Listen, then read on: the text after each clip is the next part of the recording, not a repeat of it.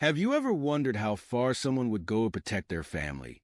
How much damage a person can cause thinking they're doing the right thing?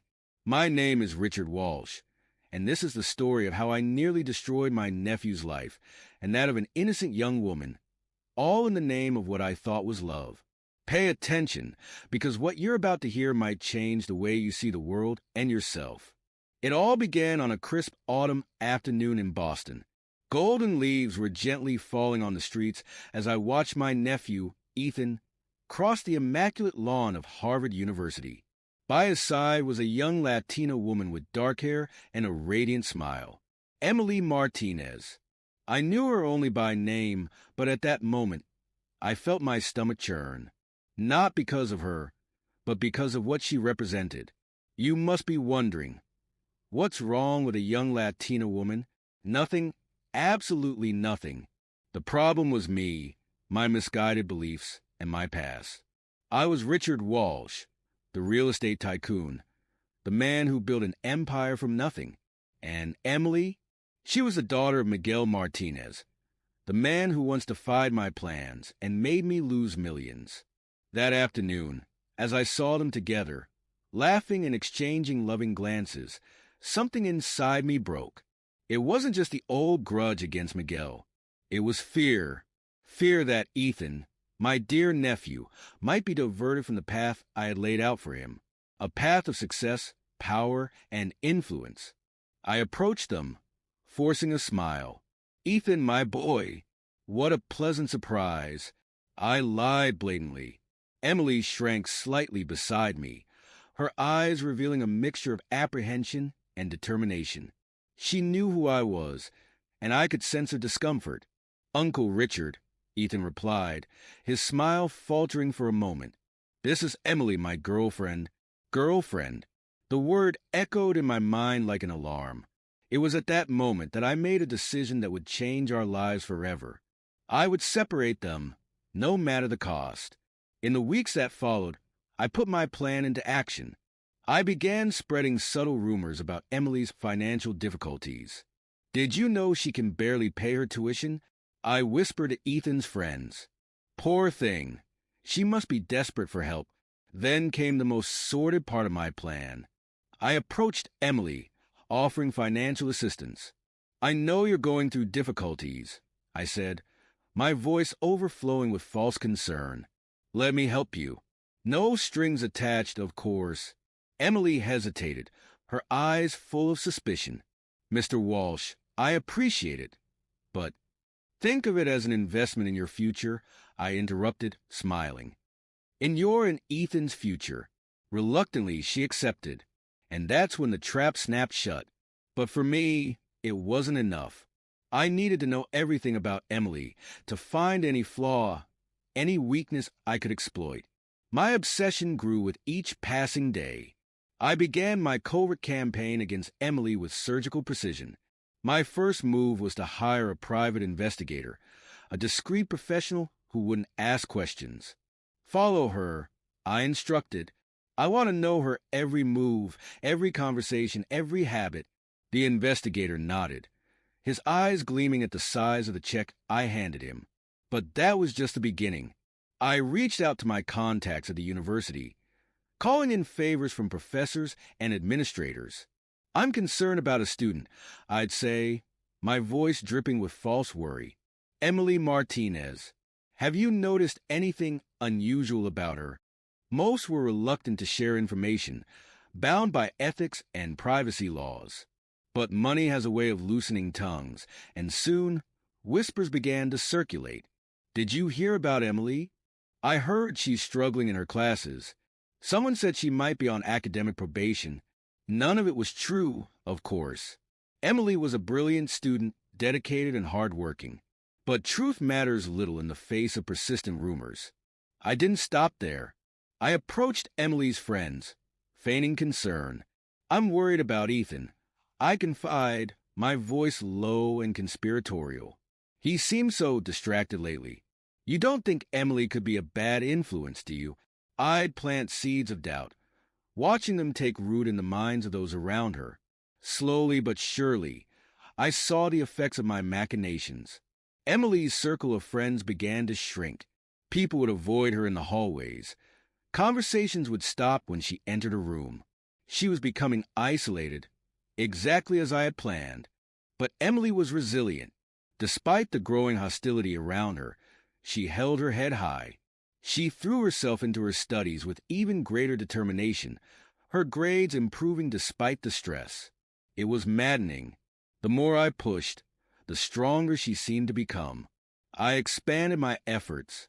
I hired students to keep tabs on her, to report back on her every move. They'd sit near her in the library, eavesdrop on her conversations in the cafeteria.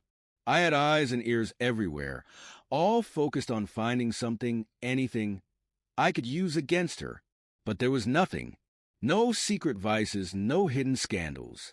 Emily was, frustratingly, exactly what she appeared to be, a hard-working, honest young woman who was deeply in love with my nephew. As my frustration grew, so did my desperation. I began to consider more drastic measures. Perhaps a chance encounter that would put her in a compromising position, or maybe an anonymous tip to the university about academic misconduct. But even as these thoughts swirled in my mind, I saw something that made my blood run cold. Ethan was changing. He was happier, more focused, more driven than I'd ever seen him. He talked about the future with a passion I'd never witnessed before.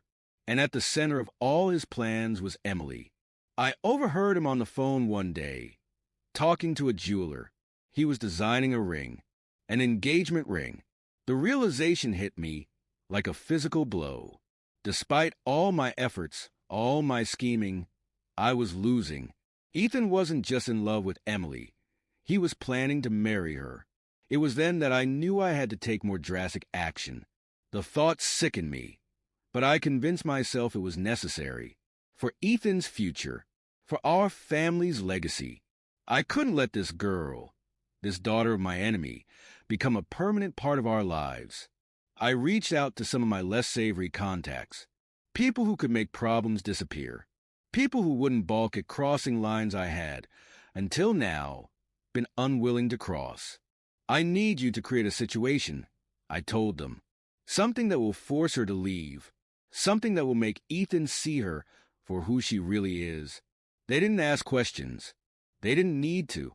The amount of money I was offering spoke volumes about what I was willing to do. As I set these final plans in motion, I felt a twinge of something unfamiliar. Was it guilt? Remorse? I pushed the feeling aside. I was too far gone, too invested in this course of action to turn back now. Little did I know that my actions were about to set in motion a chain of events that would change all our lives forever. The storm I had been brewing was about to break, and none of us would emerge unscathed.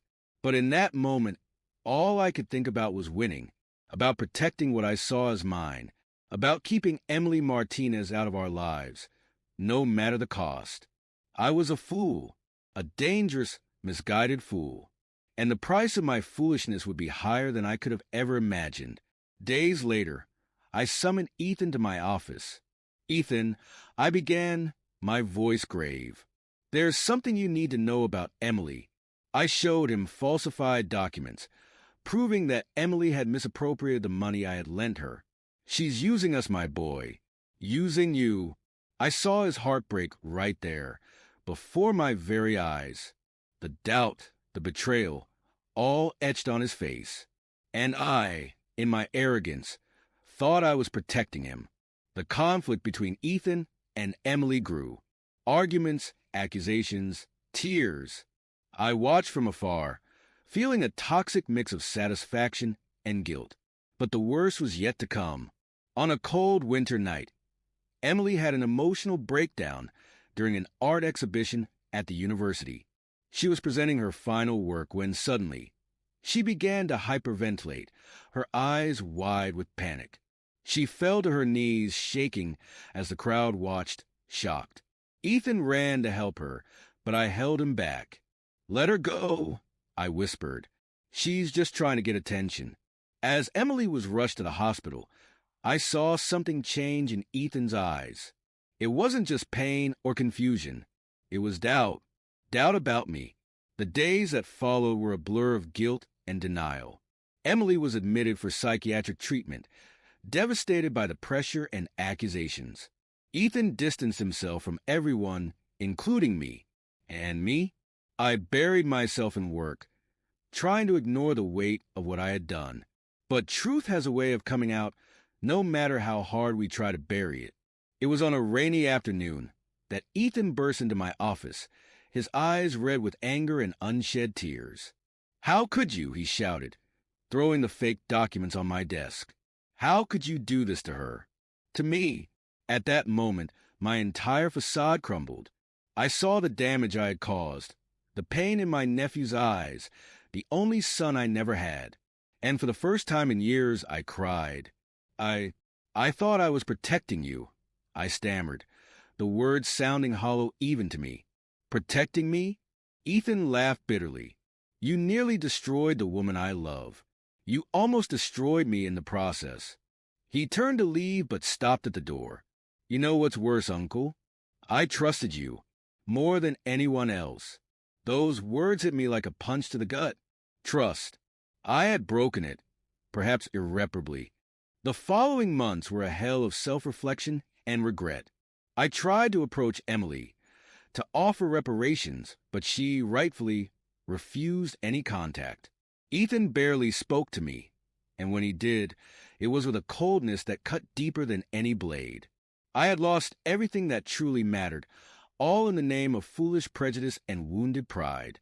On a spring afternoon, almost a year after the beginning of this nightmare, I received an unexpected call. It was Emily, Mr. Walsh. Her voice sounded firm on the other end of the line. "We need to talk." We met in a small cafe, away from prying eyes. Emily was different, stronger, more determined. Her eyes, once filled with fear when she saw me, now looked at me with a mixture of pity and resolution. "Why?" she asked simply. "Why did you do all this?" I could have lied. I could have made up excuses. But for the first time in my life, I chose the truth. Because I was wrong, I admitted, my voice breaking. Because I let the past, prejudice, and fear control me. Because I thought I knew what was best for Ethan, when in fact, you were exactly what he needed. Emily listened to me in silence, her eyes never leaving mine. When I finished, she sighed deeply. "Mr. Walsh, what you did was unforgivable," she said, her voice trembling slightly. "But continuing to hate you won't fix anything. It won't heal the wounds that all of us have." At that moment, I felt a glimmer of hope, not for forgiveness. I knew I didn't deserve it, but for redemption. "What can I do?" I asked, my voice barely above a whisper. "How can I fix this?" Emily looked at me for a long moment before answering. "Start by admitting the truth to everyone, to your family, to Ethan's friends, to the university, and then start changing. Not just your actions, but your heart." The weeks that followed were the hardest of my life. I confessed everything, to the family, to friends, to the university board. I faced the anger, disappointment, and contempt of everyone around me.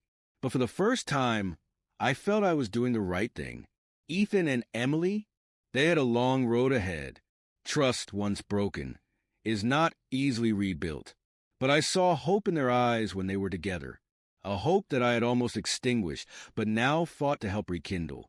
I started working with community organizations, the same ones I had once tried to displace. I learned about the struggles and dreams of people I had previously seen only as obstacles. And slowly, painfully, I began to change. Today, I look back and barely recognize the man I was. The man who nearly destroyed 2 young lives because of his own fears and prejudices. And I wonder, how many other Richards are out there, causing harm in the name of what they believe to be love or protection? This is my story, a story of mistake, regret, and, I hope, redemption. But more than that, it's a warning, a reminder that our actions, no matter how well-intentioned they may seem, have the power to destroy lives. So, I ask you, what would you do if you discovered that your deepest beliefs were wrong? Would you have the courage to change? To admit your mistakes and try to fix them? Because in the end, it's not our achievements or our money that define who we are. It's our capacity to love, to accept, and to grow. This is the lesson I learned the hard way, and it's the lesson I hope to pass on so that others don't make the same mistakes I did. My name is Richard Walsh, and this is my story of redemption, a story that's still being written every day with every choice I make. And you? What story are you writing with your actions today? Don't forget to follow this channel and turn on notifications. We have an exclusive playlist of stories you're going to love. After all, each of us has a story to tell, a lesson to learn. What will yours be?